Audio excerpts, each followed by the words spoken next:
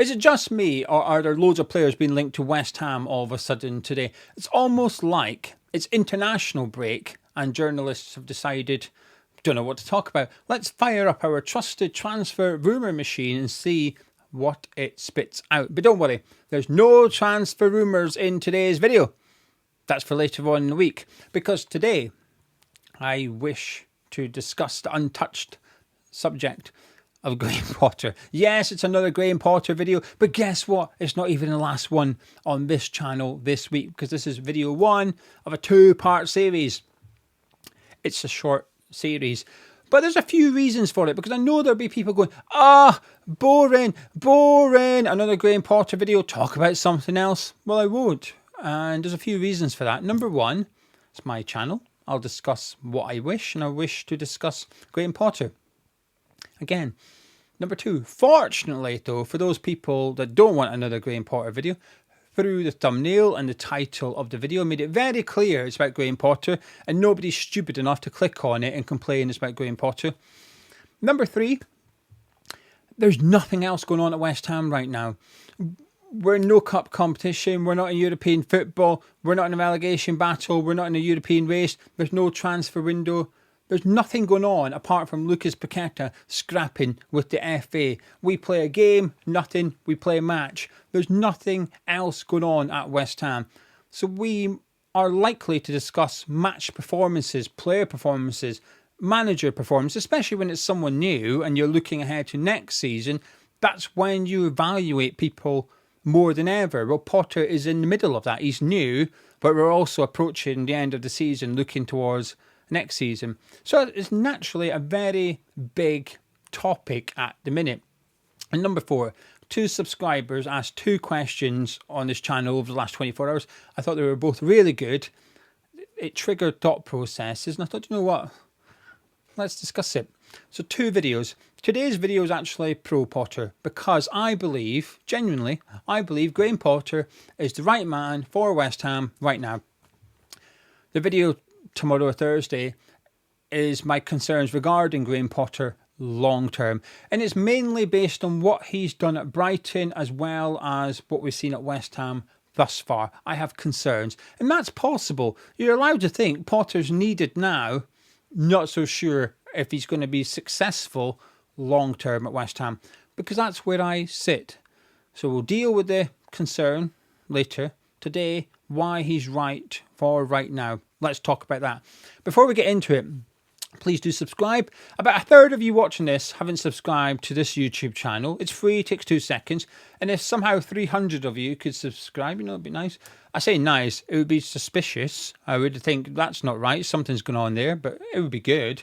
And also drop a like on the video as well by clicking the thumbs up. Right, I've got my notepad, my sticky pad, bullet points. You can't see it because of the light. There you go. I've got my bullet points. Let's rock and roll. Boring, average. That's what I want to tackle first of all. Now, obviously, boring is a negative adjective to use to describe someone or something. It's not a nice thing, is it? If someone says you're boring, it's a bit, hey, hang on a minute. I don't know, actually. As I've got older, I found boring to be a good thing. But generally speaking, no one likes that term be lobbied at them. And I appreciate that, but it doesn't mean, boring does not mean bad. Boring means boring. Average, and this is more my point, average does not mean bad. And I discovered this a year ago. I described James Ward-Prowse as an average Premier League midfielder.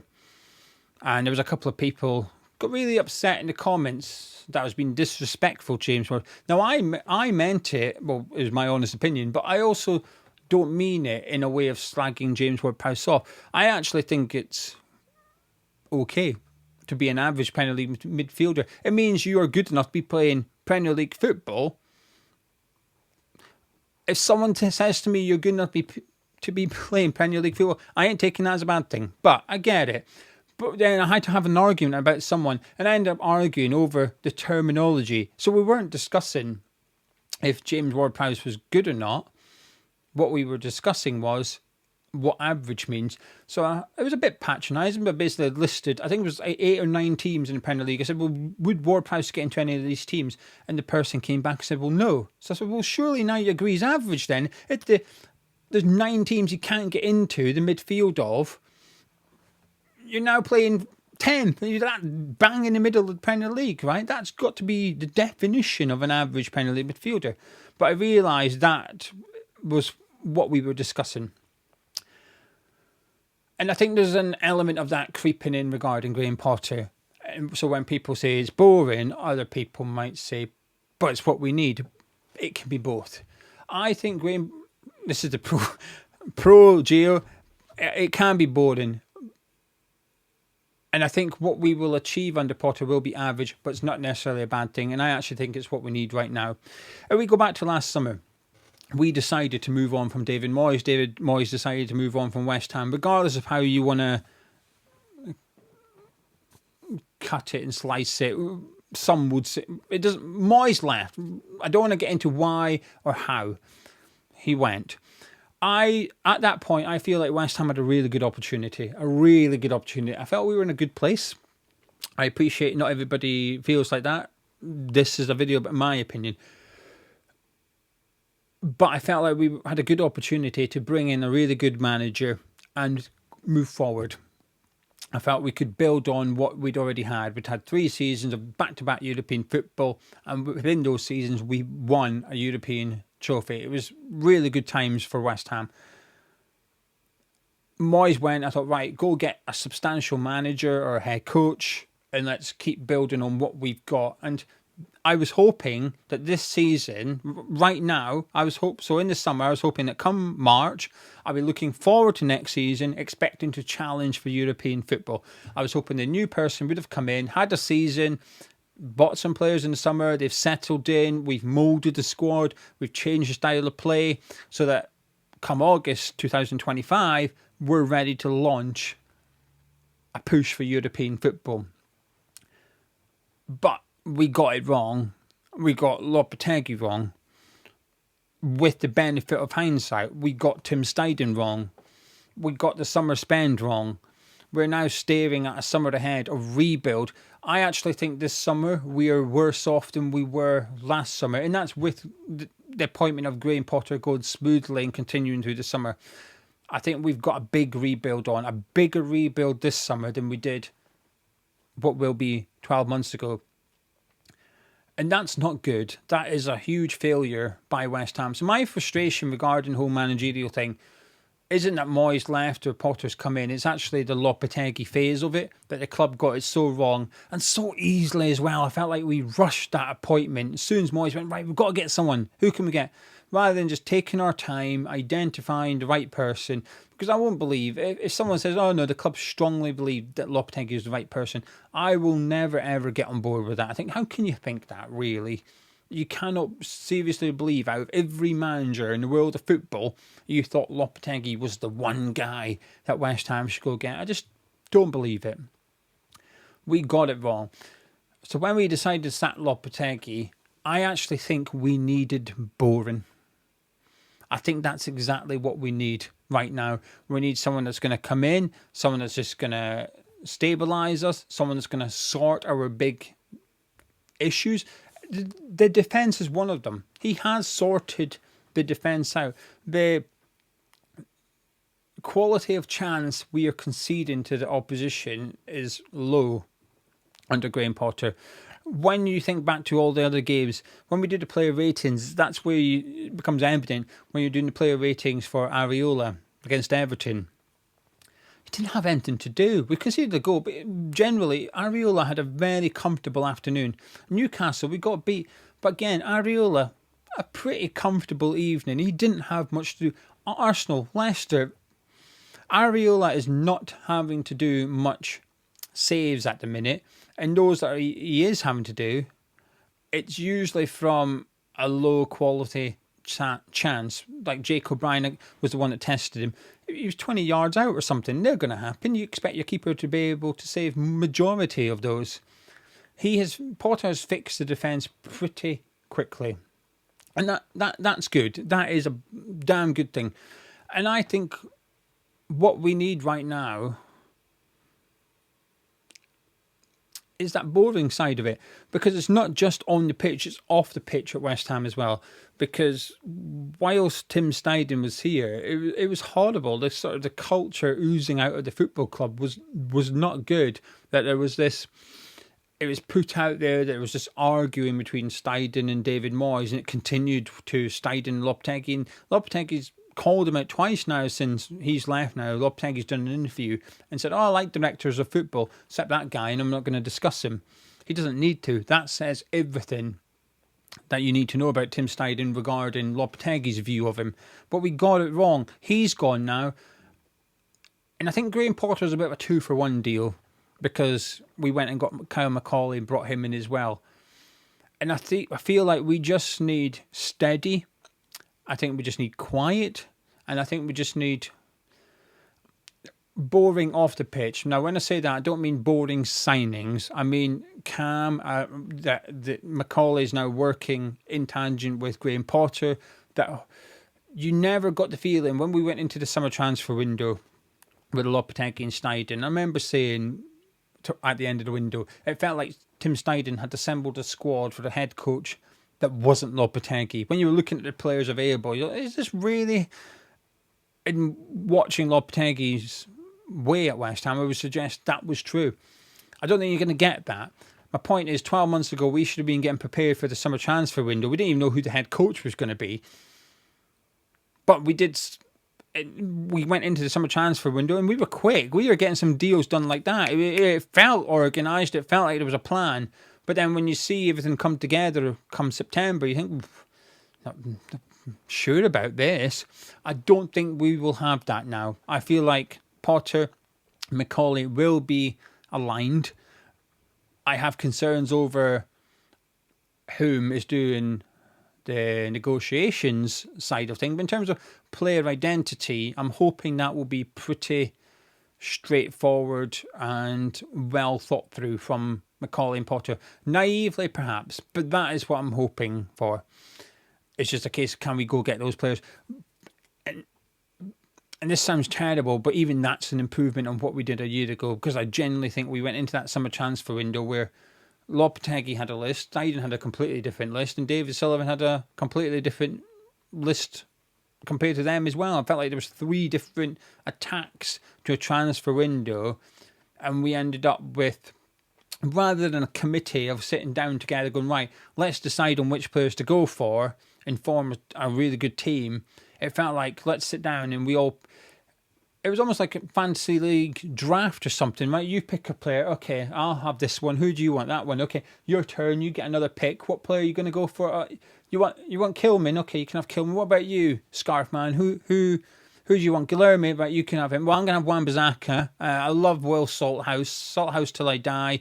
Wan-Bissaka for me. Okay, it's back to you, Lopetegui. What you wanting? Oh, I think. I'll have a Guido Rodriguez, please. All right, Scarfman, back to you. Oh, I'll have a Nicolas Füllkrug. Okay, right, okay.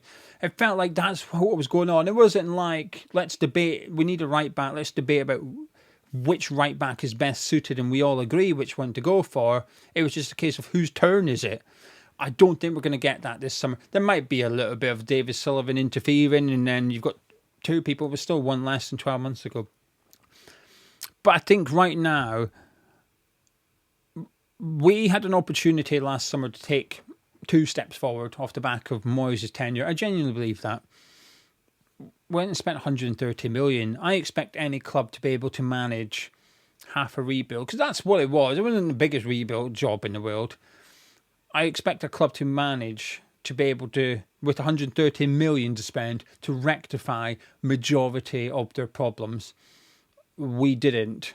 There's a good chance that 50, 60 million pounds of those players we bought in Füllkrug and Guilherme and Rodriguez will be out the door this summer. Not good. We cannot have that this summer. We need to be organised. Money is going to be tighter. Now there's a dispute as to whether we're skint or not. Put that to one side. It doesn't. What we do know is this is, and the next part is factual. We have less income. We don't have the pool of European football. We don't have the income of European football. We're going to have to get smarter in the transfer window. We could afford, previously, we've been able to afford to make big mistakes. But eventually it's going to catch up with you, these expensive mistakes. And I feel like we're coming to that point. We maybe got another transfer window where we can spend, and it doesn't quite bite us in the arse, but we've got to get it right. Or eventually you're going to run out. It's like listening to Ratcliffe speaking about Man United, saying that, this summer they have to write checks for however tens of million it was for players that they've already bought, and also players that perhaps aren't even at the club, like Sancho and Anthony. And that's a bad situation to be in. West Ham are in a little bit of that situation. A, because of the money we owe to other clubs, but also B, because we sold the debt for the monies owed to us by other clubs. We've got to get this transfer window right, and that's why I'm glad Potter's here with Macaulay, because I feel like it fixes that a little bit as well. Now, the two questions I got fired at me from subscribers. One was from Harry, which said, if Potter was on the deal we wanted him to be on, because initially the talk was that we were trying to offer him a 6-month contract, then in the summer we would decide whether to give him that additional 2 years or not. So he was saying, if that had happened, what would you be doing this summer? And I would generally probably keep him, because I think next season will be boring, but I think we'll be really good. As in, defensively we'll be sound. I don't think we'll be in a relegation battle. I also don't think we'll be in a race for European football, per se. Well, we might be. I think results will be fine. And it's a bit David Moyes-esque, because I remember saying about David Moyes, when the results are happening, it's good. But the minute the results go bad, it's a problem because you're not enjoying it. And I think it's going to be a bit like that with Graham Potter. Whilst the results are going for us, we'll be all right, and you tend to put up with it a little bit. But the minute the results go sour, that's when you'll have an issue. So next season, I think you'll have us playing. You listen to the players about how he's come in and they're all aware of their roles. I see that. When I'm watching the games, I feel like you can tell the players understand what Potter wants from them. Sure, there's some players I'm not keen on where they're playing. Bowen up front, I don't like it. But I'm confident Bowen knows what Graham Potter wants from him in that role. So next season, I think we'll be really organised. I think we'll be hard to beat. And I think we'll be safe. I think we'll be boring. But right now, actually, after over a year of sort of carnage and chaos at West Ham, I think boring is what I need. So to Harry's question, would I give him that 2-year deal? I would. Would I have hired Potter last summer, post David Moyes? No, because I feel like the opportunity was there to really kick on. I don't think we've got that opportunity anymore. We're blowing it. We pissed up the wall with Lopetegui and we're paying the price for it. And I think Potter is the one of those, but the right man for us, just to steady the ship, get us back to basics, fix the defence, oversee the transfer window, hopefully, because we know he can work with young players. We know he can work with players that are new to the Premier League. We know he can work with young players that aren't from your academy. So he's got the academy players, but you might bring in a 19-year-old or a 20-year-old. We know he can work with pretty much every type of player. And that's important because it gives you much greater flexibility going into the transfer window. So I think he's the right man for West Ham right now,